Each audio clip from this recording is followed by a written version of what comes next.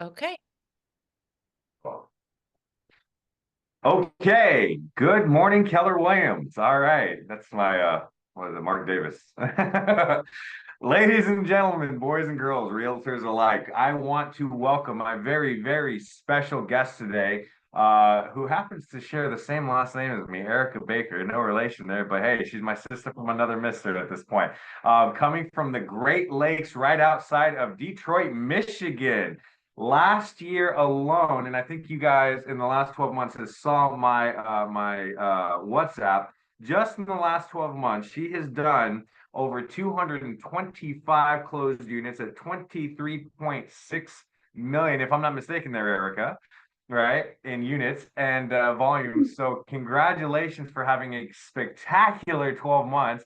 Thank So you. for those of you who think, hey, the industry is a little tough right now, the interest rates, NAR. Well, Erica is beating all of that and is kicking butt. So, Yeah. Erica, welcome to our Producers Club, and thank you so much for being my guest today. So, why don't you give our guests a little bit about yourself from Yeah. your perspective? Yeah. So I've been licensed since 2012. I do have my broker's license as well in the state of Michigan. And my niche are investors because I'm an investor myself. So that's my target market. All of my listings are investor flips as is. And I have clients, I deal with a nationwide fund.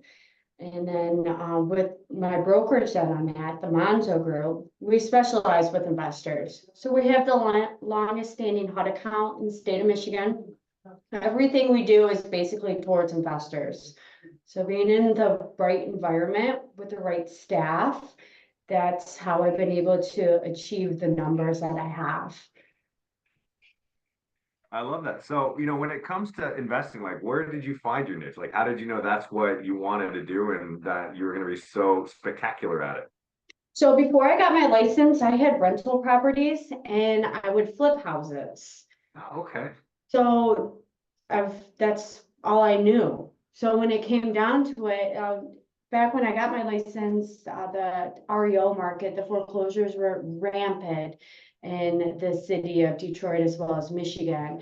And so I started, just taking sign calls, floor time at the office, and investors would call me. Cash buyers, no inspections, and it was easy money. I mean, Yeah. in 2012, when I first got my license, with no help. Within the first 9 months, I closed 29 transactions. And Wow. everybody's like, who's this girl? Like, what is she doing? And I just found what I'm really good at, and I love what I do, and that's it. The rest That's is history, amazing. you know? That's really cool. So when it comes to investing, I know a lot of people on this call and who are going to catch up on the recordings. They're very interested in investments and doing flips and Right. going the route that you've taken. So what have you seen over the last 12 years? What were some challenges and what did you do to overcome some of those challenges to be who you are today? So a couple challenges that occurred were, like the market changes all the time, right? Nothing ever stays the same.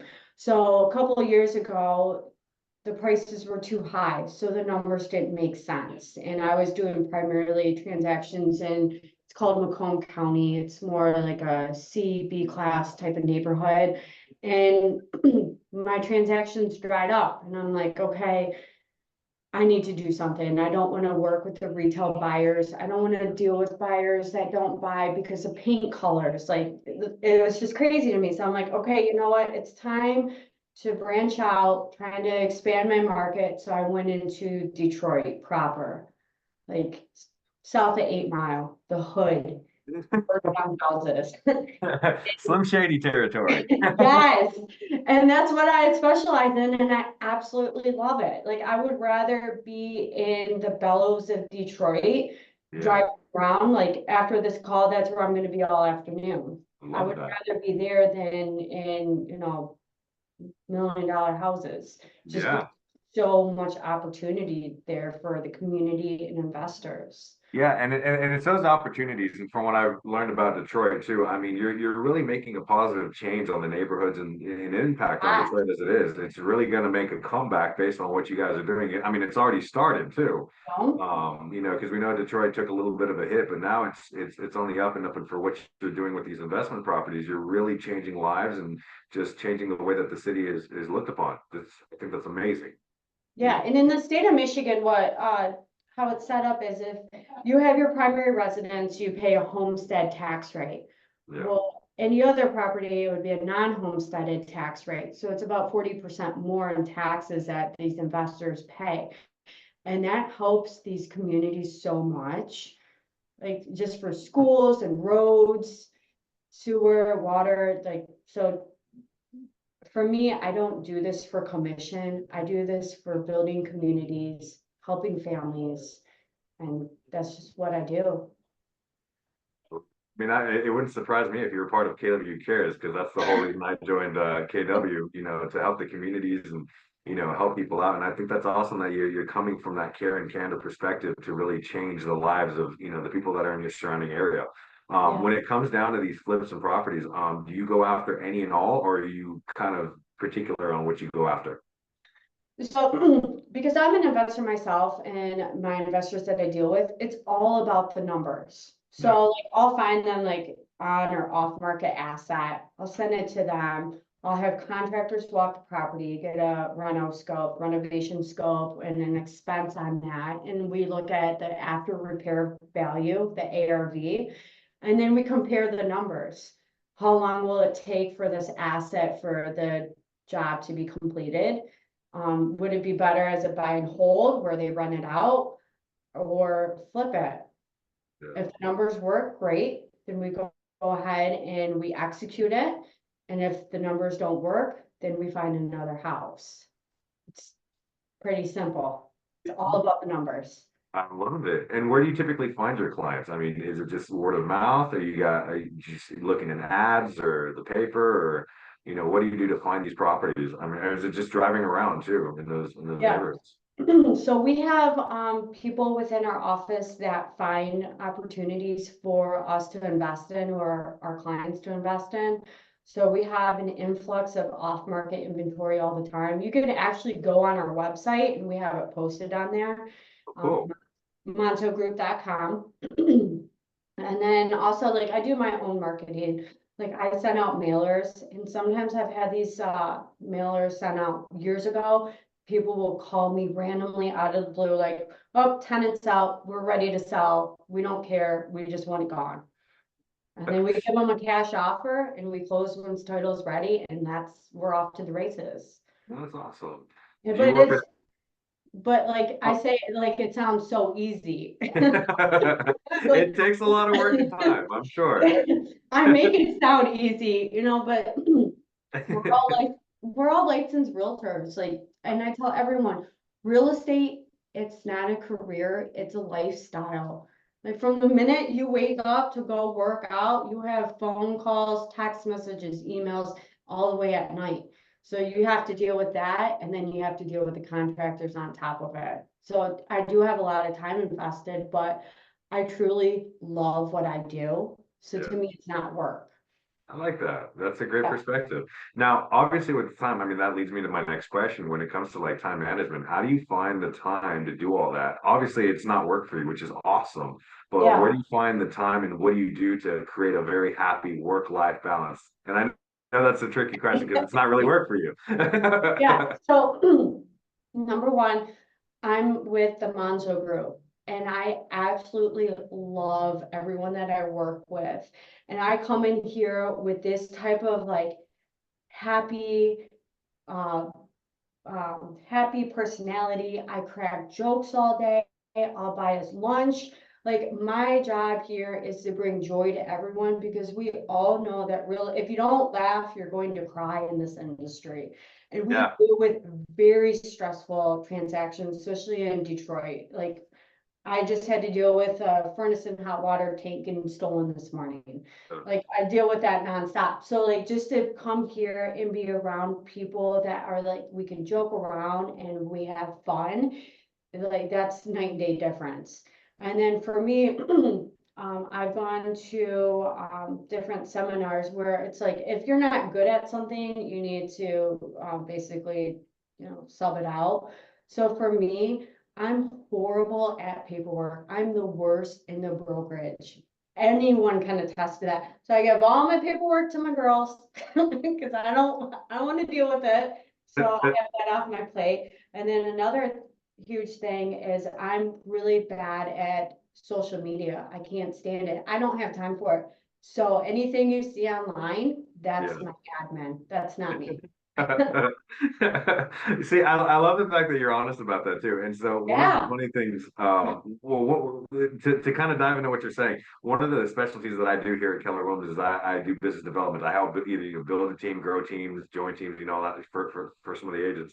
And one of the things about teams is they leverage, the social media, Yes. the paperwork, and I Uh-huh. mean, my next question isn't really a question because you kind of already answered it. Is the whole benefit of you joining that team was because there's certain things that you don't want to do and that you're not good at that you can leverage, people on the team who want to specialize in that particular aspect of the business while you can focus on what you love doing and not having to worry about all the busy work that would take up all your time, like things that you don't enjoy doing, such as social media. Absolutely. So back when I first was licensed, I was already top producing agent, and my friend Eric Monzo, who has the longest standing HUD account in the state of Michigan, I was always doing HUD transactions. And Oh, wow. Eric had always a whole bunch of respect for me because I'm doing like heavy volume on units. And he was like, Erica, you should join my group. You should join. And I'm like, no, like, I'm already a top producer. Like, why would I give you my commission? I'm a captain agent. Like, that was my mindset. And Yeah. I fell in some hard times. And then I started to pick up with my business. And I'm like, I don't want to do all this admin work myself. I don't want to get stuck behind a computer. I would rather be out servicing my clients. And so I decided, okay, I'm going to join the Monzo group. And since then, like, you got to think about it, it's mindset, right? If you, as a single agent, decide, like, okay, I'm going to hire admin to take care of all these different back end tasks for operations. For me, I just give him a percentage of all my closings and I don't even have to worry about it. And then when you have transactions, when shit hits the fan, because it always does, all I gotta do is call up Eric Monzo and he takes care of it.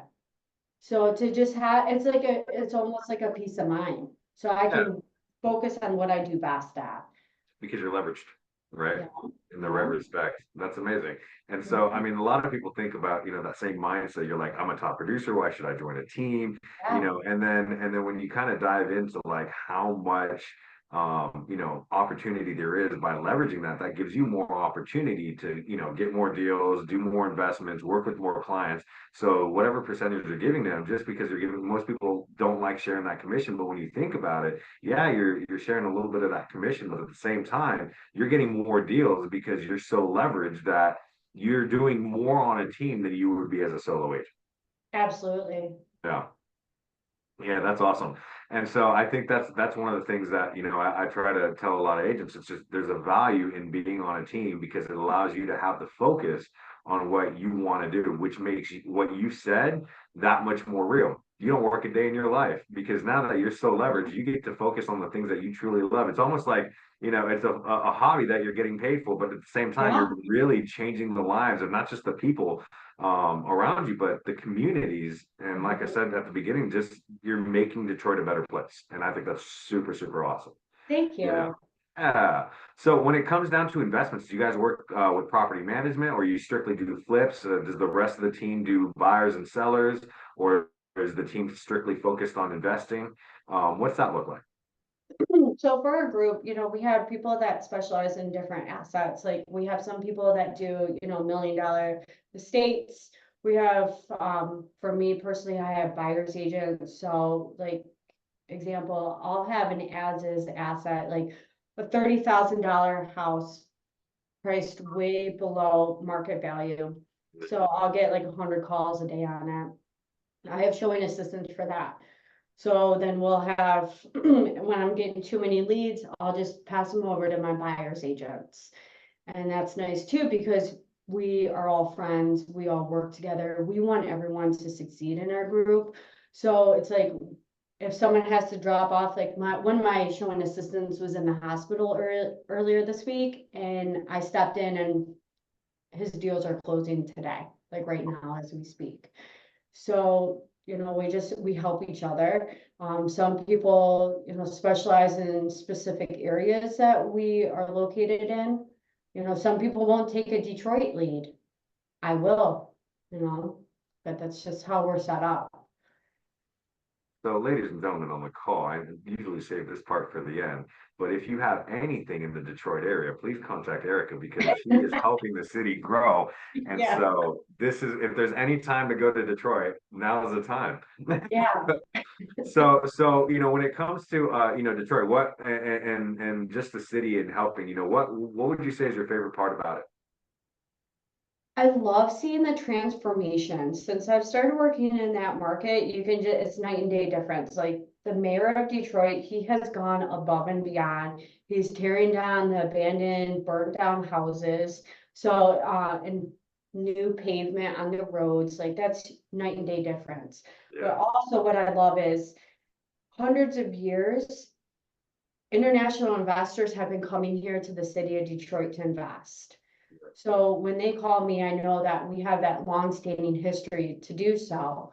And it's nice because, I can go into these houses that were constructed 100 years ago that were built to last. And it's just nice to see the history. And it's nice to see that some investors want to restore these homes back to their former glory. And it's nice to see the, before and after photos too on renovations.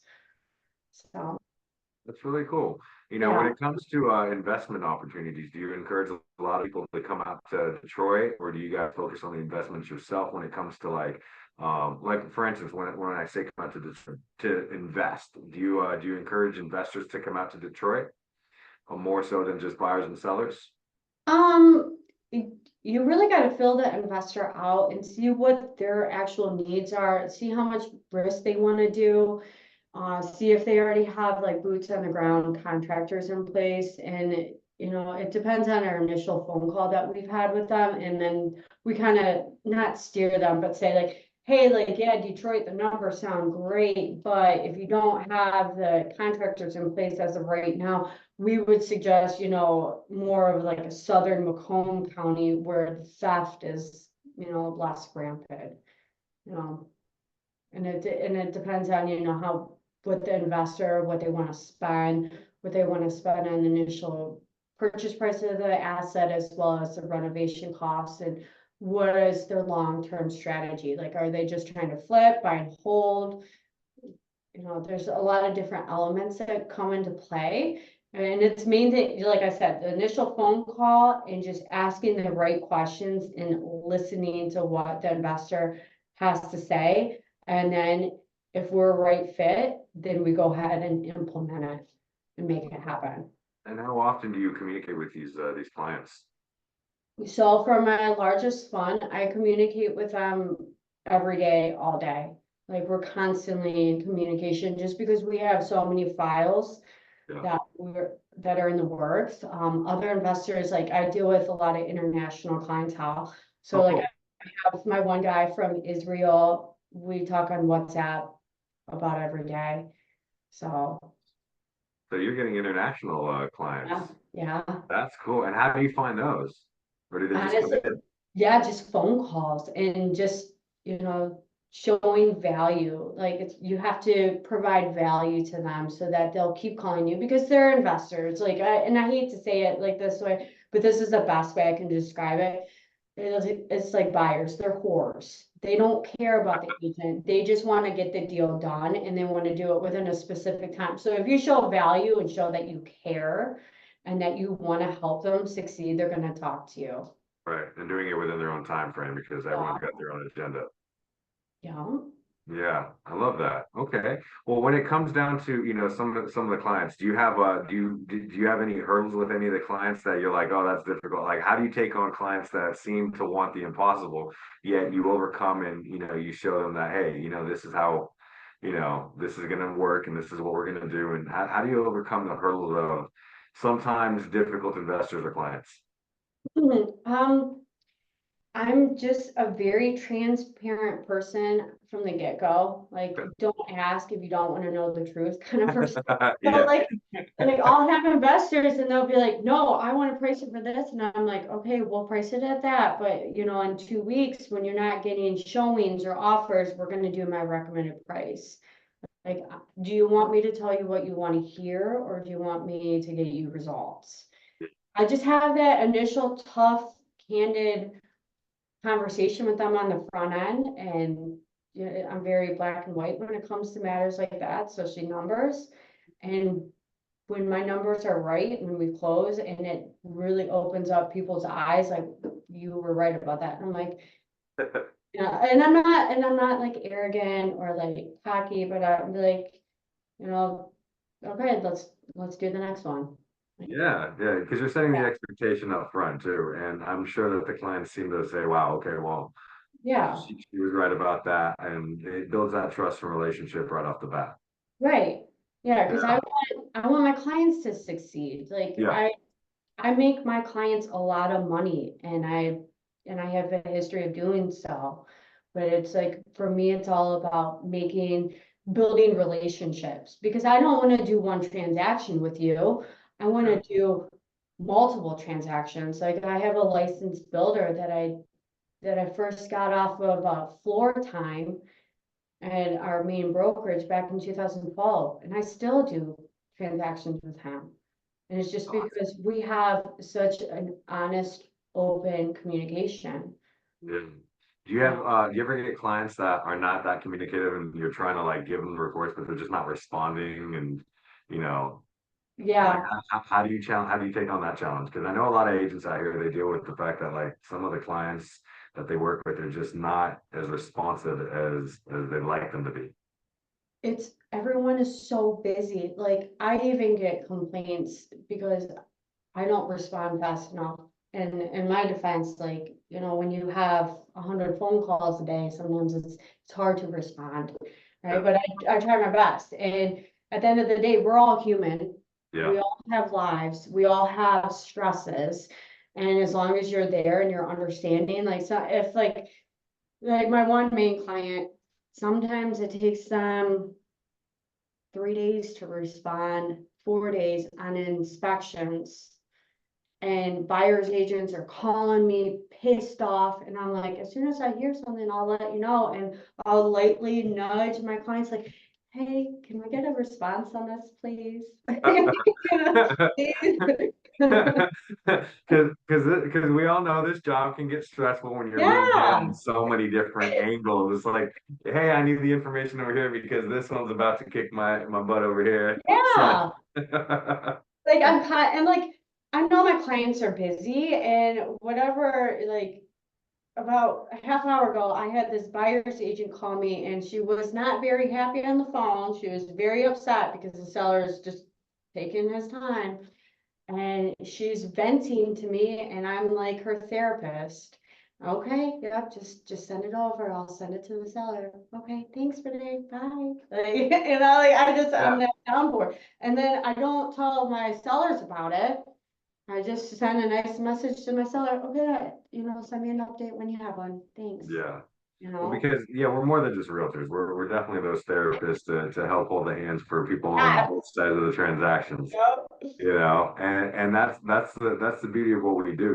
We have to do our best. I mean, we're not going to please everybody, and I love No. the humbleness of admitting that. Look, yeah, I do all this volume, and I care about what I do, and I love what I do. But yes, there are times where people just they're in their own head and they have these certain perspectives, whether true or not. Like you are doing everything you can to be the best version of yourself for your clients and to set the expectations even with the communication styles right up front.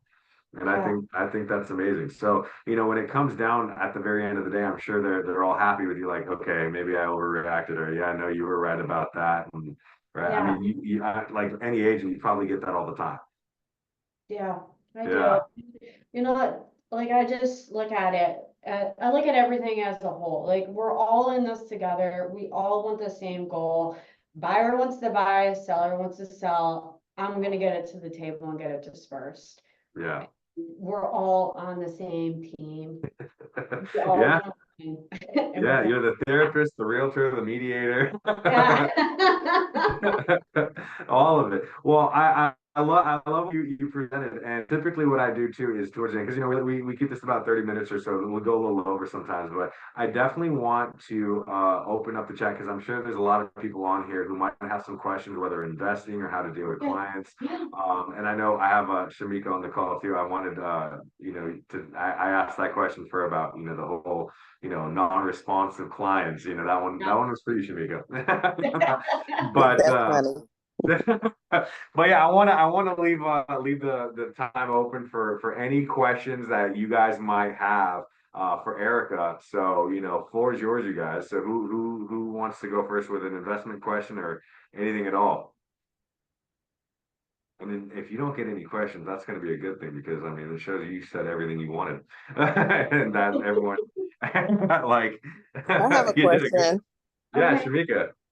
Hi, thank you for sharing all the information. I wanted to know, you said you started off with your own personal investment property. Yes. Did you start off by pulling resources from your property to get started? Where did you get your resources to start investing? Um, was it loans? How did you get started initially with investing? So at the time, I was married to someone and he was very successful in his like 9 to 5. So he had additional funds, so he would just pay cash. So for a lot of those transactions, they were just cash. Um, but now you can also look it up, Google it. If you don't have like enough cash, I would definitely look into doing a DSCR loan. Especially if you're looking to do like a rental portfolio, because it actually loans off of the rent amounts. And for that, you have to have a 25% of capital plus closing cost. So it's just for me, like my goal right now, like, yeah, I'm doing flips personally, but my goal is I want to build up my own portfolio. I look at multi-generational wealth. Like I have 3 kids and I fully transparent. I don't have retirement, right? I'm single now, so I have 3 kids. I have to do something in place. So for me, I'm looking at doing a DSCR on a rental portfolio. So right now, any additional funds I get, that's gonna go towards my down payment swing on that. So, and then also there's other lenders out there that do hard money. Um, and you have to really vet the lender to make sure that they do hard money loans, they've been able to close them. How long is their time frame to close? Usually with hard money lenders, their interest rates are higher. And those are good for like people that want to flip properties, because you don't want to have a flip for, a long period of time, because that's going to tie up your profit from it. So for you, I would definitely look at what you want to do. What are your investment goals? And then see what type of avenue is best for you. Thank you. You're welcome. Look at her spitting knowledge, guys. Just take advantage of this. And in the chat too, I see there's someone else. I definitely want to put your website in here. What you said, monzogroup.com? Yeah, monzogroup.com. Perfect. And what's a good phone number for everyone to contact you if they have any investments or anything going on in Detroit or in Michigan? Okay, it's 248-929-4493. Perfect. If I don't answer, it's because I'm with a client and I'm in a meeting, but shoot me a text, I will respond. I This say is that all the time. setting the standard. I love it. I love it. Yeah. Was there any other questions, you guys, for Erica while we got her? All right. Erica, wow, you basically said all the right things. That's what my boyfriend says too.